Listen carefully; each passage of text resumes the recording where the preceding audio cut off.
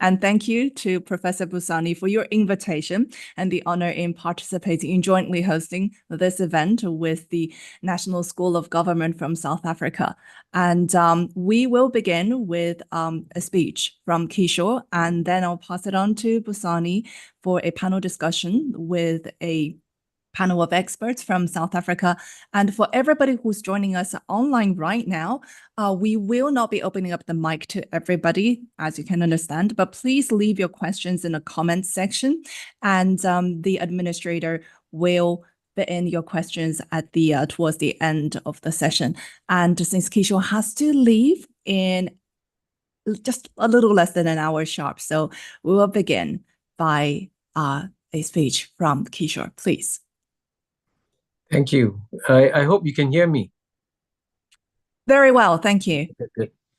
Well, thank you very much, Shelby. I want to thank you and Professor Busani for inviting me to this forum, and I'm happy to join you to talk about whose century is it anyway.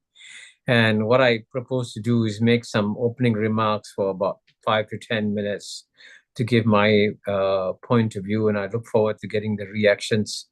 But as you said, quite unfortunately, I have to leave at in Singapore time, 5:30 p.m. sharp. I have a very important appointment I have to go to rush to immediately after that. So let me begin by explaining why I believe that the 21st century will be the Asian century. And by the way, I was going to say that I discovered by accident that many people around the world agree with me, because when I came out with an open access book, a free book called The Asian 21st Century in January 2022, I asked the publisher, the German publisher Springer Nature, how many copies do you expect to be downloaded? He said, if you can get 20,000 copies downloaded, it'd be a good result. But instead of there being 20,000 copies downloaded, there have been over 3.9 million copies downloaded since the book was released 3 years ago. So clearly, people around the world are psychologically preparing for this Asian 21st century. And for those who are listening in, I would encourage you to download the book for free. It's called The Asian 21st Century, because it's got lots of information about Asia that may be relevant to all of you. So in discussing the Asian 21st century, I'm going to divide my remarks into 3 parts. In part 1, I'll talk about why I remain confident that the 21st century will be the Asian century. And then in part 2, I'll talk about the challenges that we will face in the Asian 21st century. And finally, conclude by talking about prospects and what may be coming. And as I said, I'll do this in the 5 to 10 minutes that you have assigned to me. Now, firstly, in terms of why I am absolutely confident that this will be the Asian 21st century, I make 3 points. First, of course, is that from the year 1 to the year 1820, for 1800 out of the last 2,000 years, the 2 largest economies of the world have always been those of China and India. So you can see, therefore, that the past 200 years of Western domination of world history have been an aberration. All aberrations come to a natural end, and that's why it's perfectly natural to see the return of Asia in the 21st century. But the second reason why I'm confident that it'll be the Asian century is that the Asian countries finally woke up and realized, asked themselves a basic question: why did the West succeed? And what can we learn from the success of the West? So in another book of mine, The Asian 21st Century, I pointed out that the Asian countries are succeeding because they finally absorbed, understood, and implemented 7 pillars of Western wisdom. So I can say this quite honestly, we in Asia are succeeding because we learned from the West, and we should actually thank the West for sharing some of its wisdom. And I'll give you a couple of simple examples. One, the obvious one, is mastery of science and technology. The reason why the West could conquer and colonize the world in the 19th century and 20th century was because they had superior science and technology. Today, the mastery of science and technology still remains strong in the West, but it is also moving very quickly into Asia. And in many areas, Asian scientists are doing better than Western scientists. And this is one example. Secondly, of course, the second Western pillar of wisdom that we've taken full advantage of is the principle of free market economics. And this is a gift, of course, from Adam Smith, the Scottish philosopher.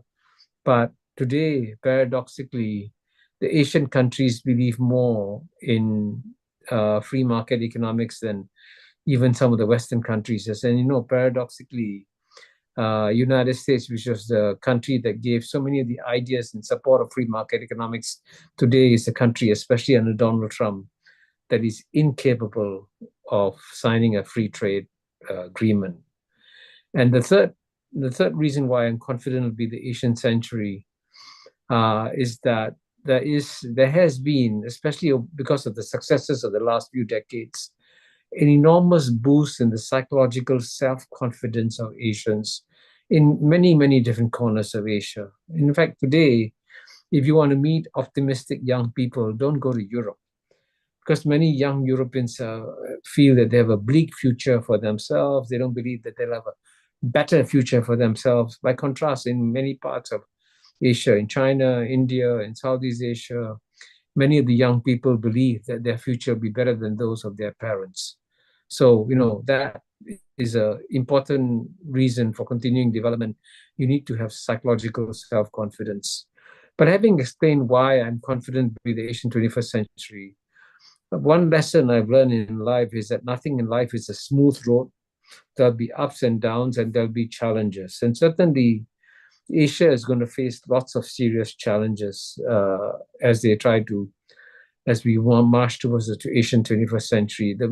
Most of the challenges come from geopolitics. So, for example, even as we are speaking, the US and China have begun a major geopolitical contest. If you look behind my left shoulder, there's a book called Has China Won, in which I describe why the US-China geopolitical contest will accelerate over the next 10, 20 years, because the United States is conforming to an iron law of geopolitics, which says that when the world's number one emerging power, which today is China, is about to overtake the world's number one power, which today is the United States, the world's number one power will always push down the world's number one emerging power.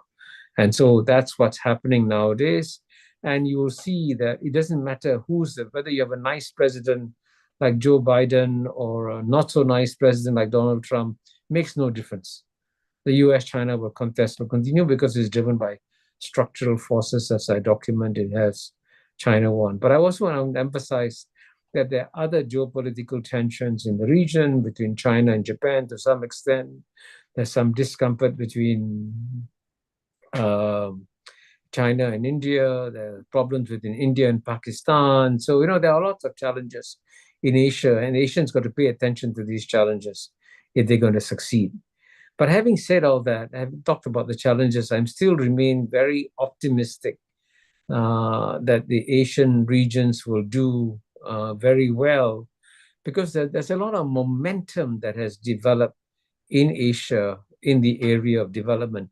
Now, everyone knows how much China has developed, and I think everyone should know this statistic.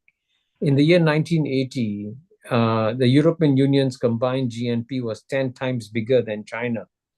Today, European Union is the same size as China. By 2050, European Union will be half the size of China. Isn't that amazing? In one lifetime, European Union can go from being 10 times bigger than China to becoming half the size of China. That's an example of how the Asian century is coming. Another example, I live in Southeast Asia, and you all must, if you don't mind, study ASEAN, which is the second most successful regional organization in the world after the European Union. In the year 2000, Japan, which was the second largest economy, was 8 times bigger than ASEAN in the year 2000. Now Japan is only 1.3 times bigger than ASEAN. By 2030, ASEAN will be bigger than Japan. Okay. You see how the growth in Asia is taking place so dramatically, very dramatically. That's why I'm so confident that the 21st century will be the Asian century. So with that, I covered my 10 minutes. So I'm looking forward to the discussion and to the question and answer, but with apologies that I have to leave sharp at 5:30 p.m. Thank you very much.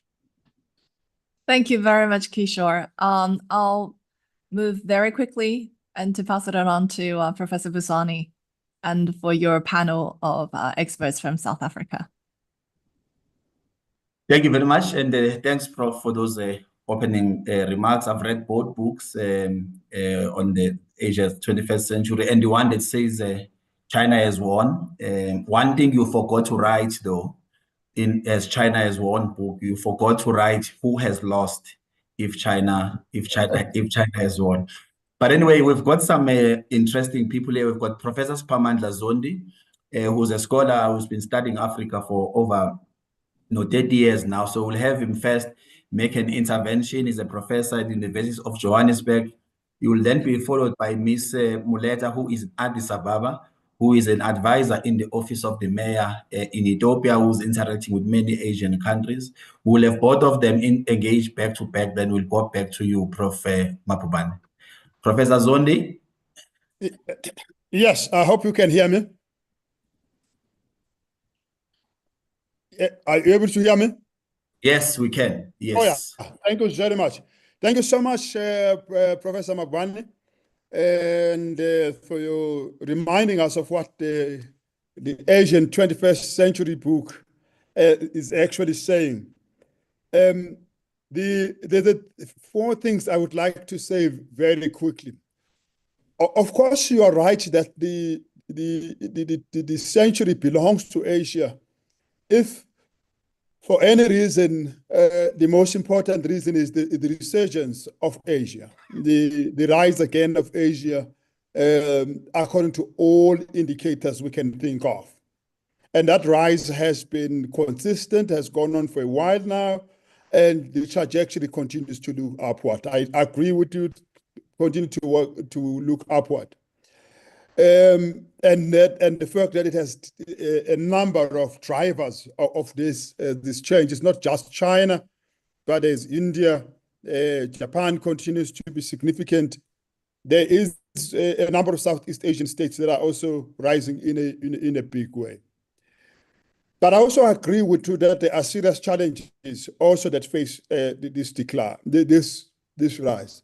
One challenge for me is that while Asia has taken out hundreds of millions of people out of poverty, Asia continues to face very sharp inequalities.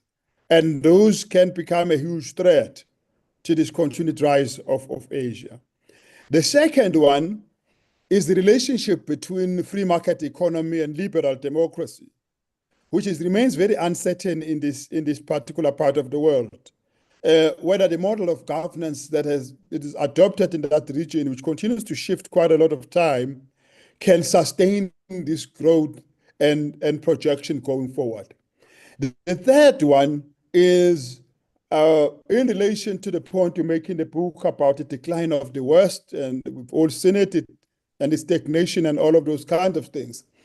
But the relationship between key Asian states and this Western world order, that might not disappear, by the way. It may look like it's declining, but may not finally fully decline. Almost, the idea of the old is struggling to die and the new is not being fully born. Now, in the context where we're not quite sure what emerges out of the post-Western world, Asia is hard-pressed to indicate whether it wants to assert its global power and underwrite a global rise. But Asia is generally hesitant in that regard. And that might leave it in conditions of stagnation in global world, and that might affect Asia itself. Is it possible, in other words, for Asia to just rise peacefully and not assert itself? Peacefully in the sense of trying not to rattle the feathers, trying not to upset the apple cart.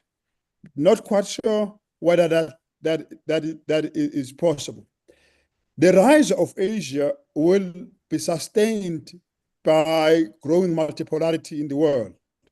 But we are not quite sure if we are becoming a multipolar world as anticipated.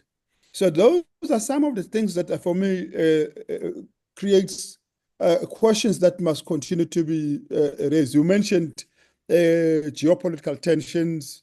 There are also internal tensions, ethnic and religious conflicts, questions of corruption, authoritarianism in the region.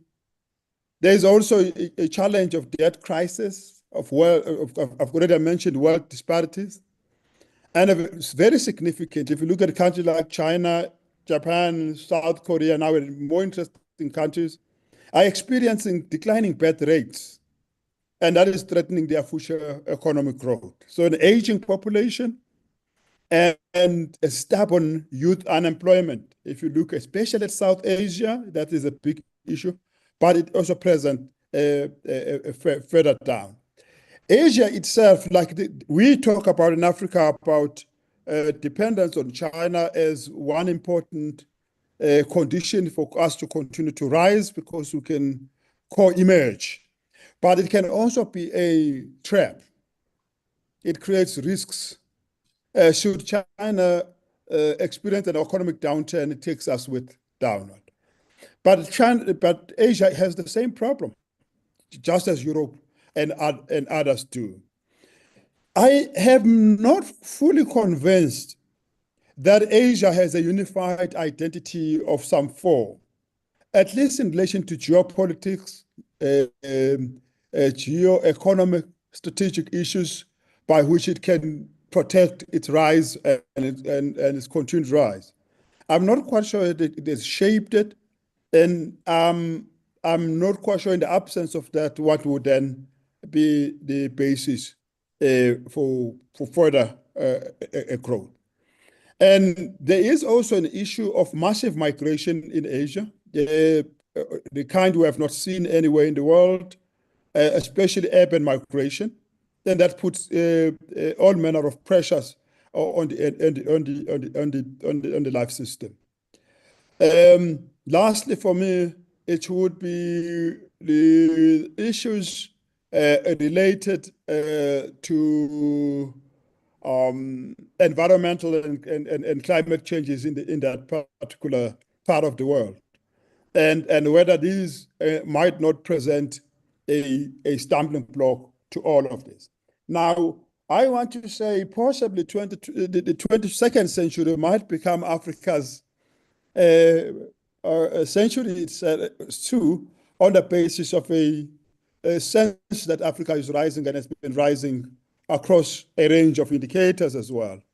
A strong demographic dividend that Africa has is much better demographic dividend than any part of the world, and a strong sense of voice and agency and a unified identity, an identity.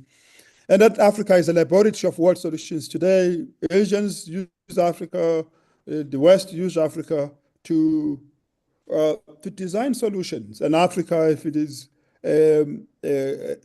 strategic, it can take advantage of that. Africa may soon become the factory of the world as factories move from other areas where it becomes more expensive to maintain because of the cost of labor and so on. And of course, the West is in decline and Asia is settling down. But for Africa to do this, it would need a huge improvement in governance, stronger institutions, more innovative leadership, an entrepreneurial spirit, and most importantly, what Kishore mentioned earlier, we would need a much better self-confidence. And actually, self-confidence is the biggest differentiator between Africa and Asia.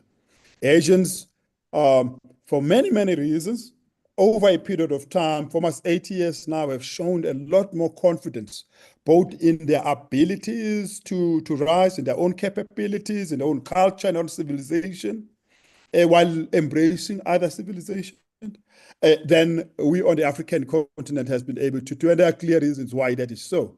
But that has to turn around if 22nd century is going to be Africa's century. But thank you very much for stimulating thought, and I hope this will help us to think about how do we emerge, co-emerge, how do we take advantage of emergence happening at the same time. Thank you. Prof. Kishore, do you want to respond to that? Well, I think that was a very thoughtful presentation by Professor Zondi, and I think he's right that, you know, in a short space of time you can't touch on all the subjects. And you're right that there is that Asia faces lots of challenges, environmental challenges, migration challenges, identity challenges, and the challenges don't go away overnight. But the question is only whether or not any of these challenges are in many ways derailing the forward momentum of the Asian societies. And so far as I can tell, they're not. I mean, the growth story in Asia carries on in a fairly dramatic fashion. And certainly there are, as I mentioned, as I considered myself, there are geopolitical challenges, there's multipolarity in Asia, and we got to manage that. But, you know, so far we've had no major war in Asia since 1979.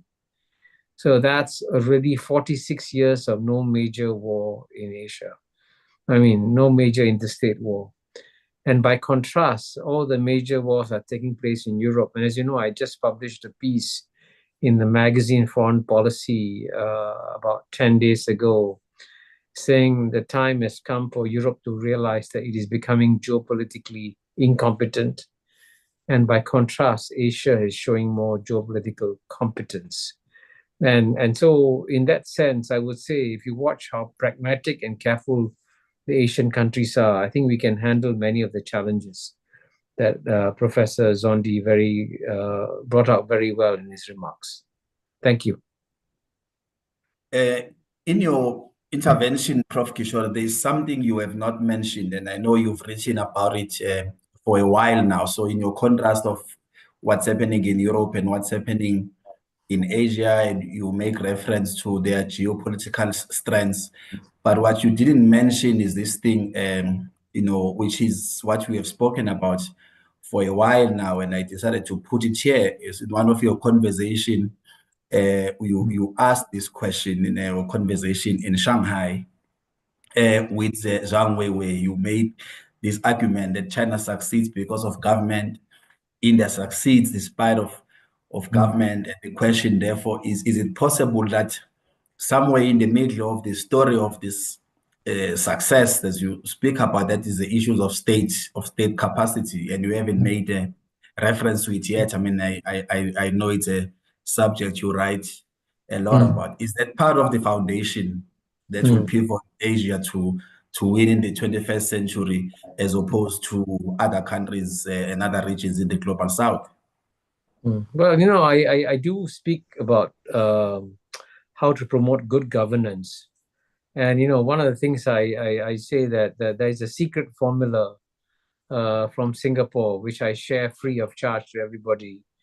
And the secret formula is called MPH. MPH doesn't stand for miles per hour. MPH, M stands for meritocracy, where you choose the best people of government and make a big difference. P stands for pragmatism, where you are willing to learn from other countries and copy practices from other countries. Excuse me. And H stands for honesty. So any country that can implement meritocracy, pragmatism, and honesty can succeed. And what's interesting is that, you know, I spoke with Zhang Weiwei probably in the year 2017, almost 8 years ago, when I was in Fudan University within 2018, I think. And it's interesting that since then, India's government, as you notice, has become far more stronger under, as you know, Prime Minister Narendra Modi. His government is driving development very, very, very strongly. So actually, what both China and India share in common is very strong leadership and very strong governance that is helping their development. And that's why most people are optimistic for the future of China and India. And where does this leave Africa, in your view? Well, I think it's good for Africa to do what Asians did. We were happy to go and learn from the Western countries, learn the pillars of Western wisdom, and apply it to our countries. Of course, you've got to adapt everything to your own country. So, for example, the rule of law in China is not the same as the rule of law in the West, but nonetheless, some of the principles are applied by China in the rule of law. So in the same way, I would say it's good for African countries to copy Asian countries and go and learn from the West and learn from all countries in the world on what can be done. Because right now, you can see very clearly which countries are succeeding and which countries are not. So it's very simple. Just like in football, you go and learn from the football teams that win, and you don't learn from the football teams that lose.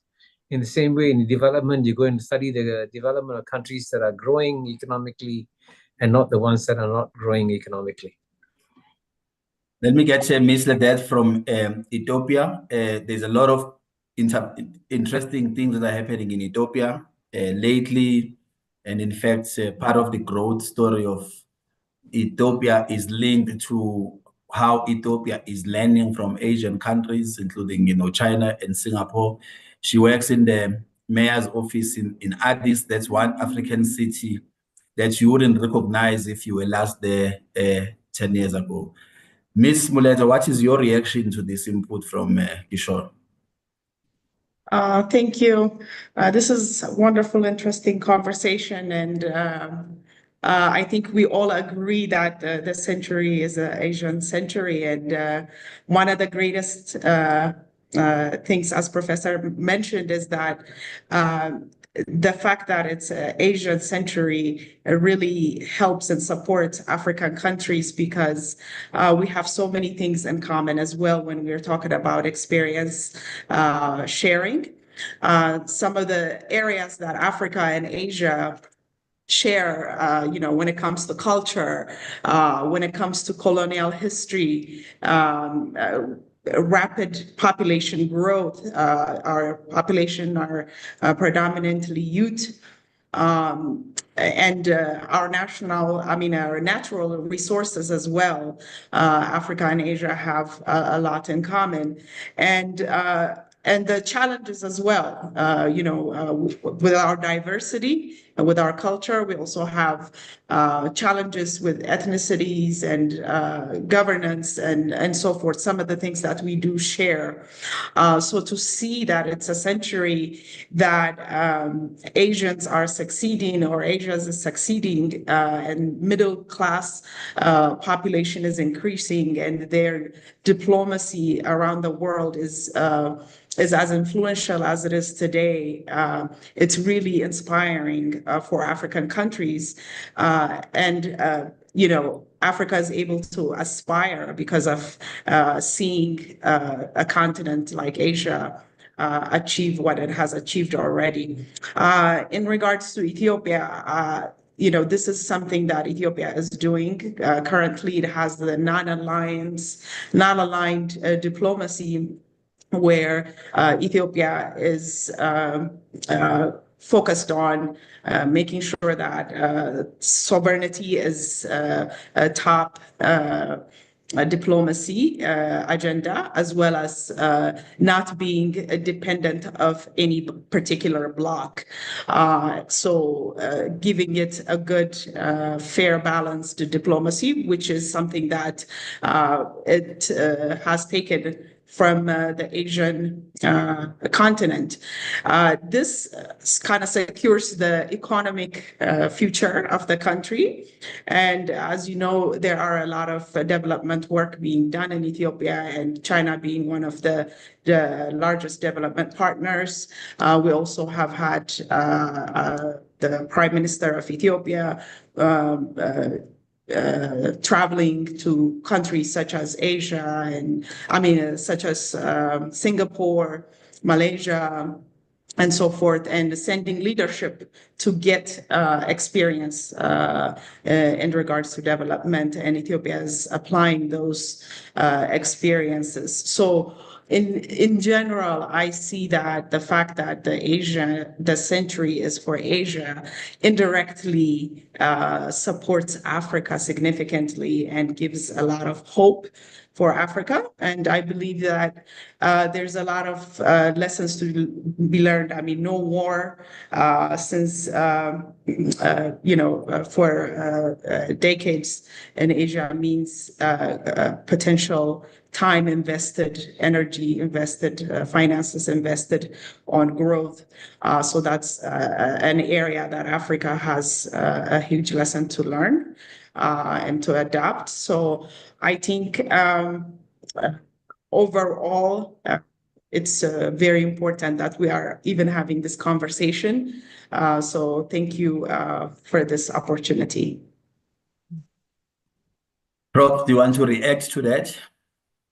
No, I want to thank you for the wonderful comments you made. And you're right. I was happy to hear that, people from Ethiopia are going to visit Asia, visit Southeast Asia, visit Singapore, visit Malaysia, visit Indonesia, because there are lots of, in some ways, if you visit the developed countries, you can't learn very much from them because they've come a long way, from where they were in the past. But many of the Asian countries are just now emerging from poverty, emerging from many of the challenges of development. So in some ways, the Asian experience is in many ways more relevant to African countries. So the fact that more and more Africans are coming to study in Asia is, I think, a very good sign. May I very quickly squeeze in to ask a question here? And to Busani, I know this came up in one of the conversations we had in Shanghai when we met a couple of months ago. And the best part about this is Asia, Africa talking directly. But given what is happening in geopolitics today, if I can ask Kishore and the panel from Africa here, let's very quickly address the elephant in the room here. Does U.S. opposition to BRICS integration, Africa integration, Asia integration will become in any way a challenge to the African century and the Asian century that we are talking about here? Should I respond maybe briefly first? Please. Well, I think it's a bit too early to tell how. I hear a screeching sound from someone. Yeah. Somebody's going to switch off the microphone, I think. Yeah.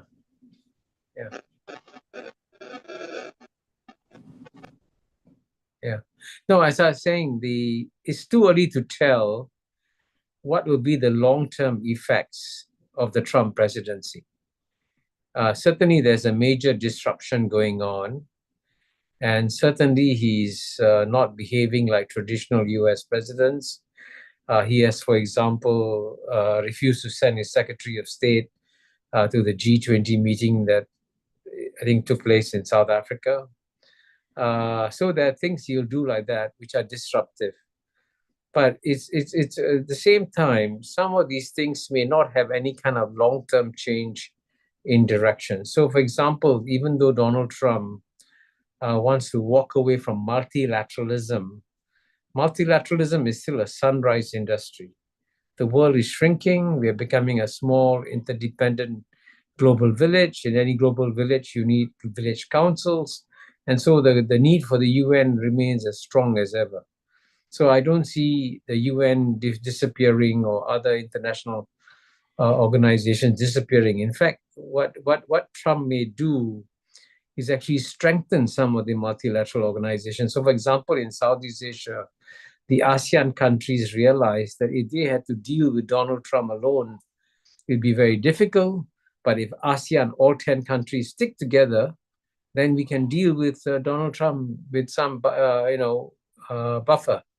So that's why, in some ways, even though Donald Trump may have the effect of weakening some multilateral organizations like the World Health Organization, which he has left, or the World Trade Organization that he's threatening, but I think other regional organizations like ASEAN may become stronger under Trump because they believe they have to come together to deal with Donald Trump.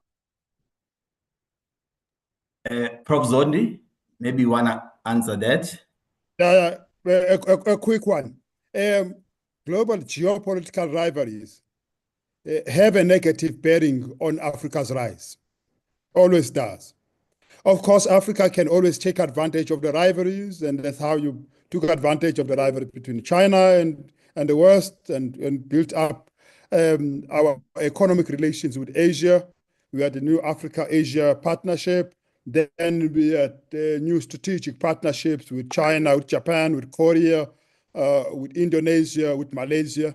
We took advantage of that. But it's not fully sustainable for us if it is not both the West and the East. For us, the strategic advantage is that non-aligned position which enables us to build productive relationship to different extent with both sides. And now Trump is sharpening those contradictions, gonna make it a little bit difficult for Africa. But it's gonna also make it difficult for Asia. I remember learning just at school how Asia was assisted by the United States. The United States underwrote Japan's recovery, 1940s, South Korea's boom, Taiwan's growth, very critical for export markets in Japan, South Korea, China, and Vietnam, right from the go. From the 1970s, when China normalized, the US normalized the relationship with China as a major global economy, had a critical role in at least not opposing, not standing against, but enabling Asia's thing. So it has a critical role to play in there. When it changes like this, Asia also has to figure out how does it adjust to this change. We have our own challenges, and they're much bigger and they're much deeper. They are relating to our inability to stick to our non-aligned status because room is not always provided for that to happen.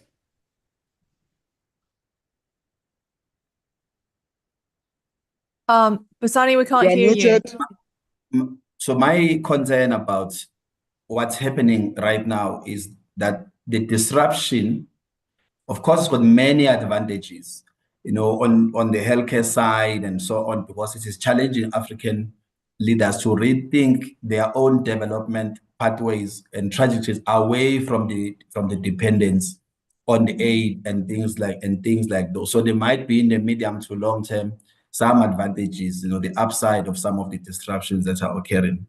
But my biggest concern is the pace and rate at which we are building strong and dynamic institutions in Africa in particular. This follows a period of what did not necessarily happen in Asia, but happened in Africa and Latin America, which is what I call the de-skilling of leadership. That to the extent that you look at various countries in the global south, you will find that they might not have the most skilled and the most competent leaders in other regions. Certainly Asia will have, because of the dependence on consultants and the dependence on donor organizations, and that there was a hollowing out of state institutions which then build this type of dependence. And to the extent that we are not rebuilding dynamic state capabilities at a rate and pace at which the contemporary moment requires, we might not be able to fully recover as rapidly as we should from some of the major disruptions that are taking place. Just during the period at which there is an agreement. Look at how it responded after 2008 shocks and how it responded after the pandemic, that there is now an understanding and that the neoliberal consensus is on a retreat, and understand that the role of the state matters, and not just the state that is regulating markets and dealing with market failures, but the state that dynamically intervenes to advance and promote growth and development in the same manner in which Kishore and others have written about ASEAN and how these bureaucracies were able to enable, growth through market-oriented policies, and they were still regulating, they were still making these decisions because these are political parties. But the effective manner in which they were managing their core responsibilities played a critical role in making those advances. And so with this mega disruption taking place, my concern is that some of the African countries that will be directly affected by what's happening in Washington may postpone or may delay their abilities to recover, precisely because the institutions are weak, the politicians are a bit skilled, the bureaucracies are in disarray in many instances. Let me allow Anthony Julius has got a question as we go towards the end. Anthony, you have a question? Yeah, thank you very much, Busani. Anthony Julius here. The question I have is around the self-confidence, Prof, when you made reference, should I put on my camera? The confidence, which is an important factor that you say is to contribute to growth. Now, is the self-confidence a function of growth, that you first need the economy to grow before you can develop the self-confidence, or can you develop self-confidence in a low growth environment? And I'm asking the question in the context of the South African experience. We may have had the Madiba factor in 1994, and we've had growth for a period, and then our growth fell away. Well, is it possible to think of the self-confidence as growth being associated? Well, if I can just quickly respond. If you look at my memoirs, Living the Asian Century, I begin by telling the story of my life when I was a child growing up in Singapore in a British colony. And I, as an Asian child in a British colony in Singapore, I believed that I was mentally, culturally, intellectually inferior to the white man. The white man was up there, always brighter, smarter, and all we had to do is look up to the white man, and we Asians, we were inferior. That's what I believe as a child, okay? You read my memoirs, it's all there. But gradually, as I studied, as I did well in school, I began to understand, hey, the white man is not necessarily superior. Actually, it's the same. We can perform just as well.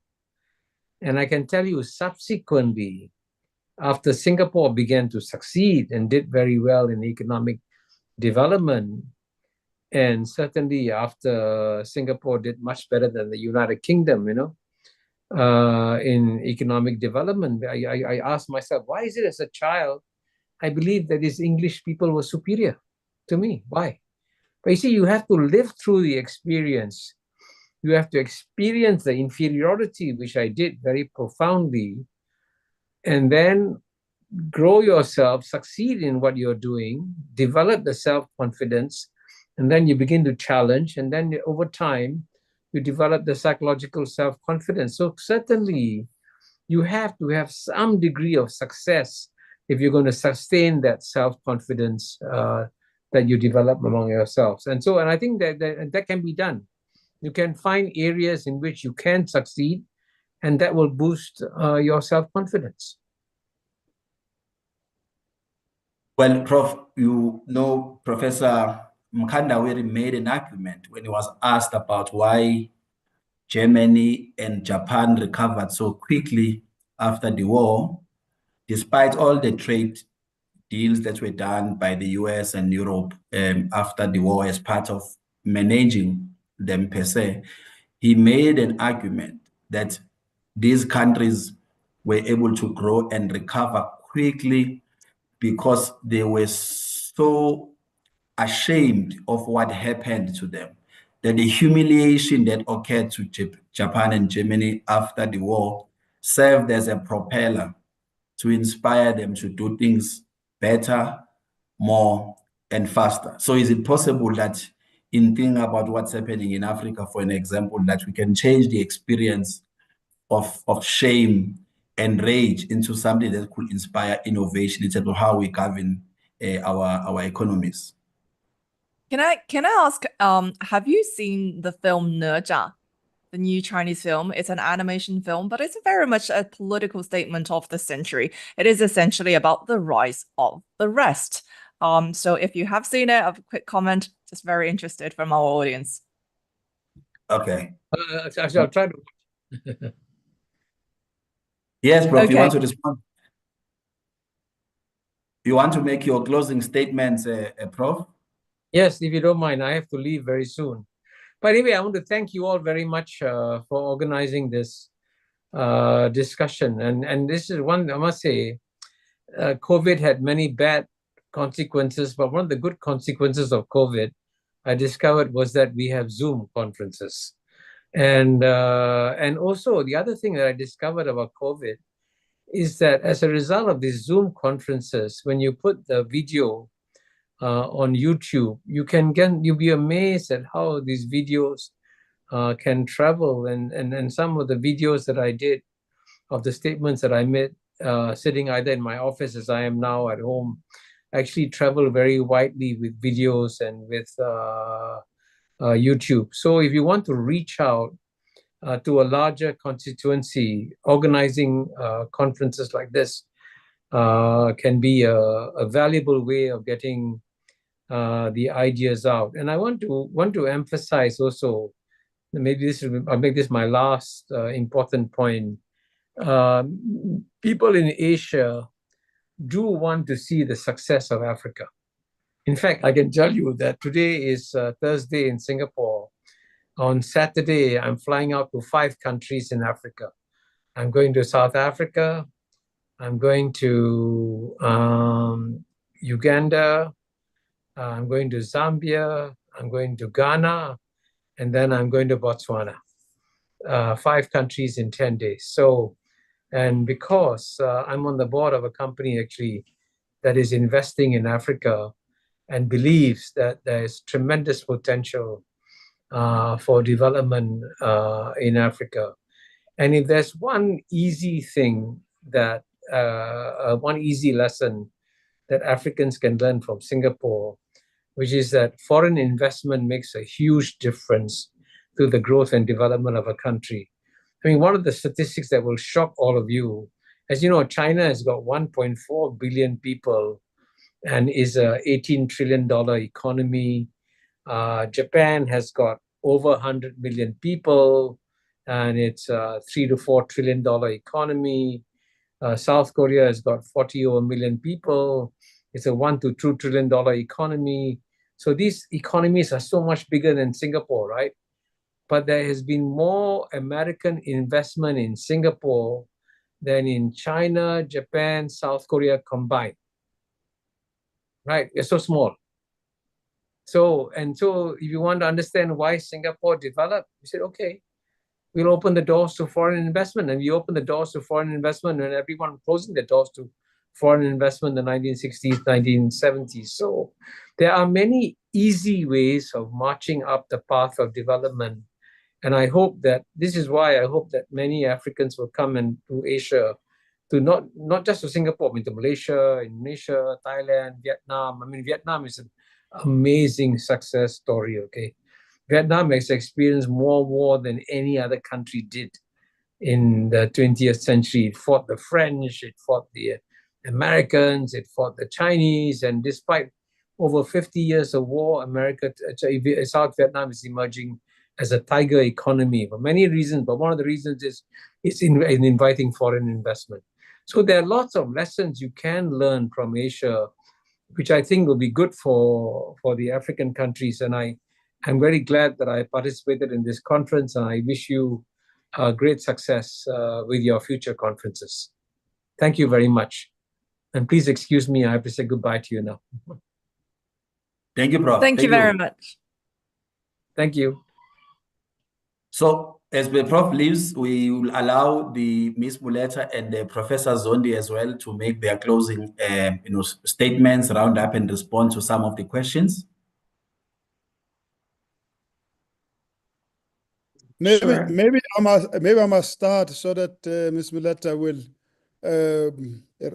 close for us and have the last say. Excuse me, sorry, Professor Zondi. Before you start, may I just squeeze in another very quick question on behalf of some of our Chinese audience here? Given the rise of AI and the incorporation of, well, not specifically AI, but modern technologies and the incorporation of AI and its a downstream application even into manufacturing, is it going to be harder for Africa's future development path for Africa to attract the labor-intensive manufacturing industries that supported Asia's rise over the past century? So it's a question to the both of you as you wrap up your session here. Thank you. Maybe I start with that very question. For the continent, the principal position has been whether you're talking about choices between regions and countries to relate with on its rise to the top, whether we are talking about types of industry that it should use to rise to the top, whether we are talking about forms of political systems that Africa would underwrite Africa's rise to the top, whether democracy or non-democratic ones, whether you're talking about a developmental state and a non-developmental state. For Africa, it's not either or. For Africa, is a bit of both. To different measure. Now, that principle applies to the area of digital transformation, this fast rise of digital technologies that promise to help Africa leapfrog many stages of development right to the top. It has shown it with regards to the adoption of the mobile phone and how the operation of mobile phone has improved access to food and food distribution in the Horn of Africa, for example, how the mobile phones are helping people cope with conflict situations, especially in the Sahel, and they're able to ping each other and they're able to move and avoid the movements of these armed groups. Often, most of them are financed by big countries, and how the mobile phone is enabling financial inclusion in ways that's never been seen before. If you look at e-money, it rises most sharply in Africa before it rises elsewhere. It rises elsewhere as a point of convenience, but it rises in Africa as a matter of necessity. When there are no bank systems because of the war in Somalia, the Horn of Africa is a problem. They have now to figure out how do they harness the indigenous systems of transferring money without physically transferring money. How do they harness that, but now use technology? Then you have e-money, and the first one was called M-Pesa, and then there are many others that are now all over the world are there. So Africa has used digital technology already, forced to solve problems, to accelerate technological innovation, 3, to drive economic growth and entrepreneurship and financial transfers and so on. And Africa can also use it in many other areas. Of course, it comes with risks.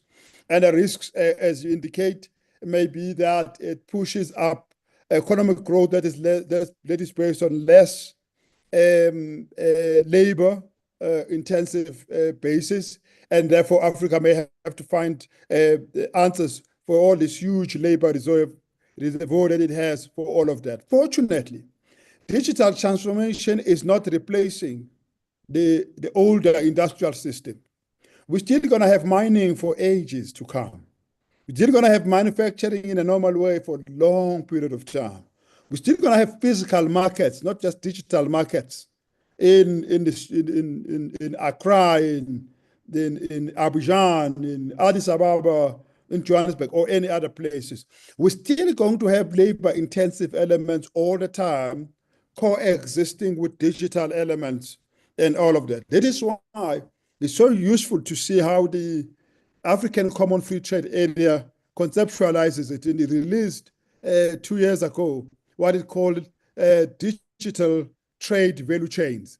And it talks about how they coexist with other value chains. And so there's an opportunity in respect of that. Now, moving to the issue of self-confidence, I put in the chart that really for Asia, Ghana and South Korea are independent around the same time and at the same level of development. And South Korea is going to take off. It's going to have the boom in the 1960s and the 1970s, and then it'll become a developed country by the 1990s. And everybody asks the question, why it is so? Besides the fact that colonialism doesn't actually leave Africa completely, so it lives but it's still there. So what is called neo-colonialism continues, and it limits Ghana's rise and stuff like that. And South Korea does not have that. Instead, what it has is a former imperial power playing a supportive role in order to support that and its other wing, Japan and others, and it helps it to move. Even when China rises in the 1970s, the West continues to support that. On the African continent, it doesn't actually support that growth. But the real big differentiator between Ghana and South Korea is that the South Koreans belong to a civilization they have not forgotten. The colonial operation was only a temporary disruption, not a permanent dislocation. And therefore, the Korean, for example, in agriculture, use a civilizational logic called Samel Undong, which is very similar to Ubuntu in Africa and stuff like that. But they use that to drive their agricultural revival in the 1970s already. So they borrow from the West, but they nest it on their own cultural innovations in order to grow. And so their civilizational basis is not gone, because that becomes the source of confidence. And the Chinese civilization is the civilization. The Vietnamese belong to a broader civilization of Southeast Asia. So they have not lost their civilization. They might have been delayed, they might have been humiliated, as Professor Ngawen was saying earlier on. They might have been dead, but they were not, their civilization was not killed. That's a different story for Africa. You now have to mop up with what African Renaissance were trying to cobble out of pieces of things that were completely destroyed. That even a country like Ethiopia, which was not fully colonized, finds that quite a lot of that was also still lost, because even without direct colonization, the colonial influence was total over Africa. The cultural Renaissance, cultural confidence among Asians in different parts of Asia was also important for that self-confidence. And lastly, the Asians did not lose confidence in their potential, even after their power was broken, but their potential remained an inborn driver for them to rise. And as they made small step forward, they replenished their confidence all the time. And Africa does not have those conditions. It has to find a way around that. How do you regain your confidence without your civilization, without your self-belief, and without your heritage, and using it to propel the future? And that's part of the things that we should all sit down and think, what are the creative ways we could do now under current conditions to enable that rise? But Africa would then have to rise in spite of lack of self-confidence and in spite of low confidence in Africa by others. And it will have to rise. It may have to rise through non-psychological means, that as Africa makes progress in material terms, that will build confidence in itself, in what it is able to achieve. And that's a huge task. That is why leadership is absolutely critical for Africa, because that's what is going to it's going to bridge the gap between lack of confidence and a dream to become a greater continent going forward. Thank you very much.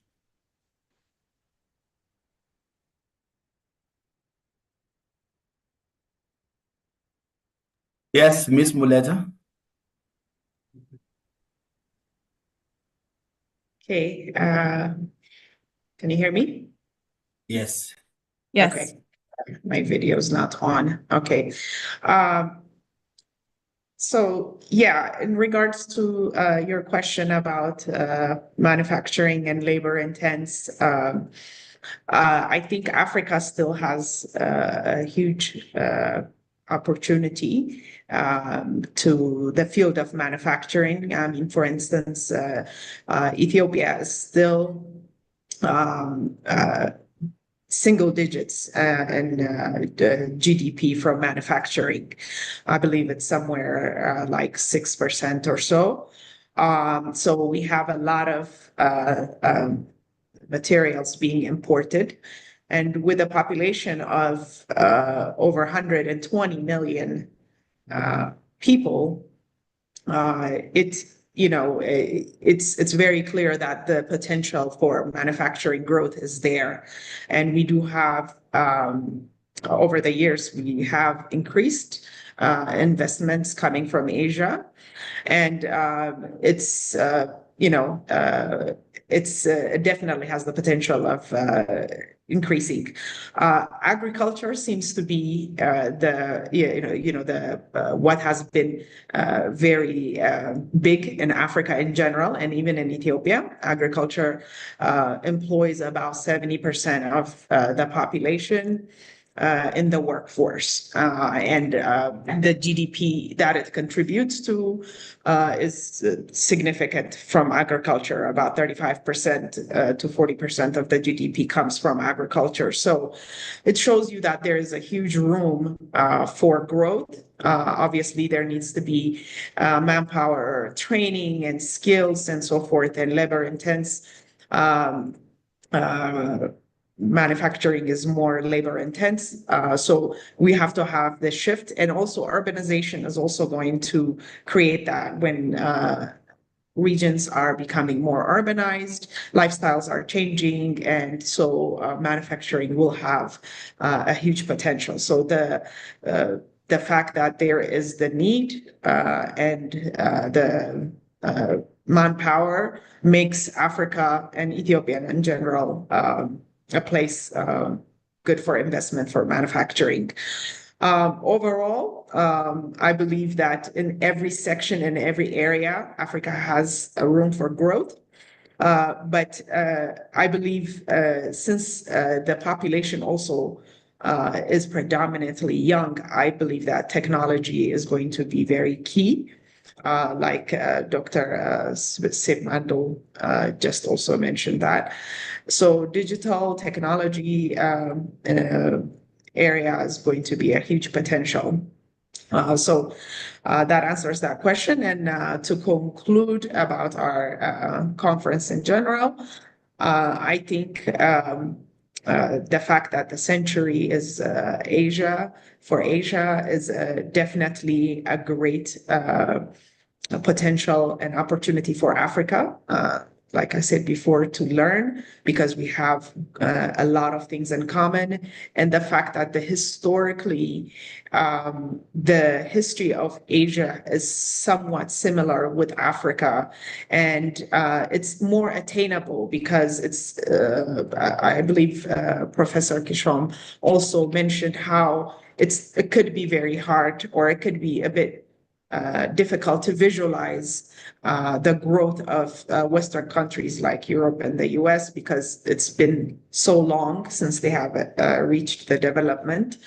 But with Asia, we can actually learn from the challenges, and we can also learn because of the diverse cultures and ethnicities that the continent has, and even migration and conflicts and so forth. All those things in combination makes it an ideal continent to learn from for Africa. So I think this conference in general opens up even more ways that we can collaborate for African countries with Asian countries. So thank you all. I think that's it from me.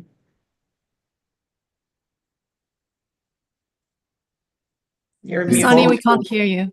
Yeah. Before Here we we go. close, maybe let's ask you, Shaoli, just to make some comments as a media practitioner, in China, I think space, we're engaging with people from all over the world. What is the feeling? What is the mood about what's happening in Africa and in the global South in general? What's the running commentary? Is it positive, or in fact there is still lack of understanding of some of the things that Professor Zondi was talking about just now? There's been a huge change. So what China has lived through over the past 30 to 40 years is essentially centuries in many other parts of the world. There's been China, well, as Professor Zondi and Miss Maleta was saying, in that Asia was never really colonized the way Africa was. But the memory of colonization, of imperialism, is very much alive in the generations of Chinese people today, whichever generation you talk about. Now, we've been criticized by Western media about how that remains the state narrative to sort of brainwash the young kids about how they've been victimized. It's not so much. It is very much alive. We spoke of a civilization before from Professor Zondi. It is very much alive in the spirit of everybody who live here in China being a great civilizational state, that how you've lived through that humiliation about a century ago. So it is very much a living thing. It's not a brainwash propaganda. So that is what I think from the discussion that we had before is what drives the confidence, the confidence deriving from the drive to be successful, to grow. So that is one that is very much alive through the different generations.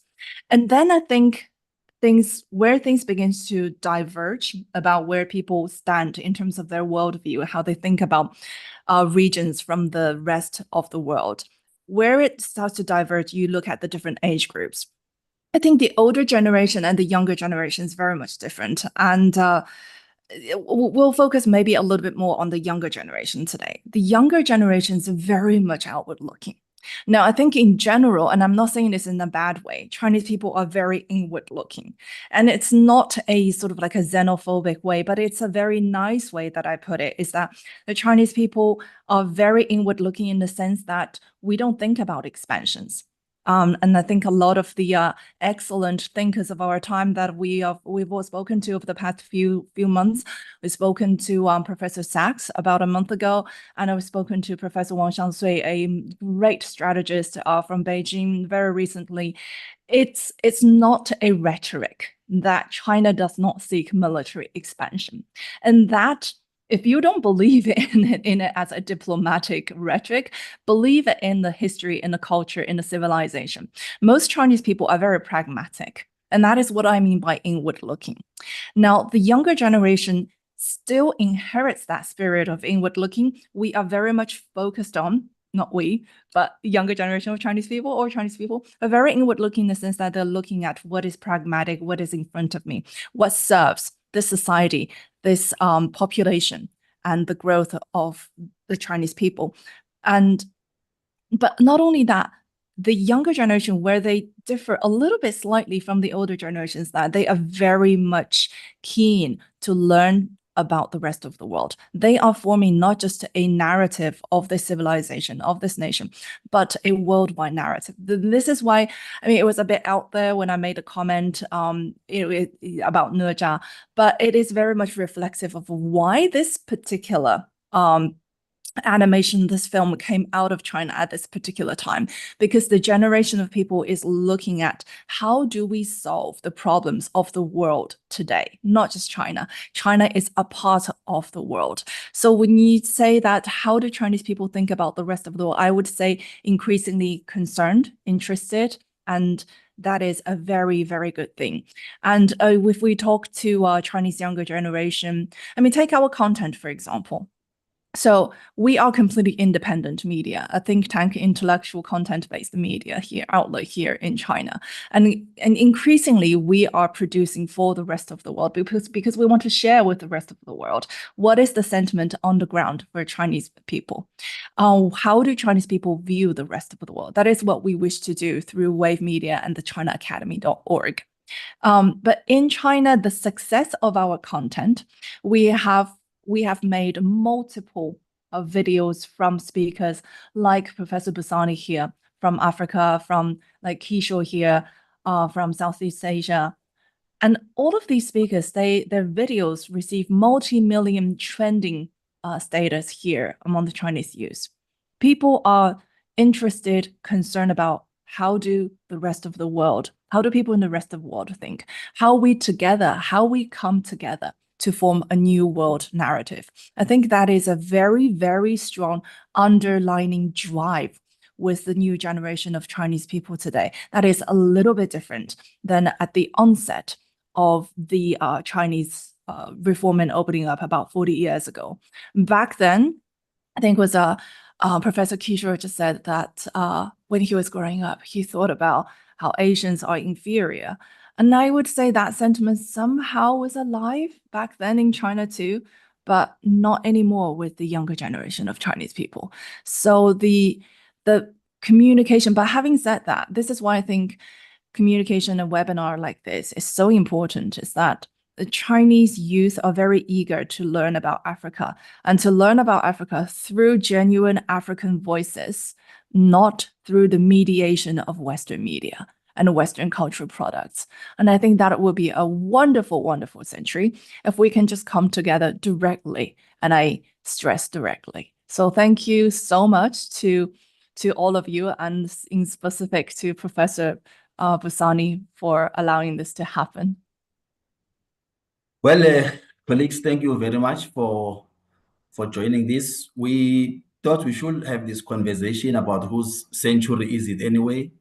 Kishore has written 2 books that this is Asian century. The World Bank and former President Mahbubani and others, when we're pivoting the African Renaissance agenda, we're arguing that the 21st century is Africa's century. And of course, in the interventions by Zondi, Muleta, and Kishore, we've heard what people feel about the mood, the trends, as well as possibilities for claiming the 21st century. One important thing from their intervention that I have learned and I've seen in many other books is that it is not necessarily a negation of Africa's Renaissance, or say this is the Africa's century, if you argue that the 21st century is Asia's century. And therefore, it does not sound like a threat to Africa or the rest of the global South if you make an argument that this is Asia's century. In fact, in both his books, Kishore is very careful not to argue that the rise of Asia will mean the decline of the African continent or the global South in general.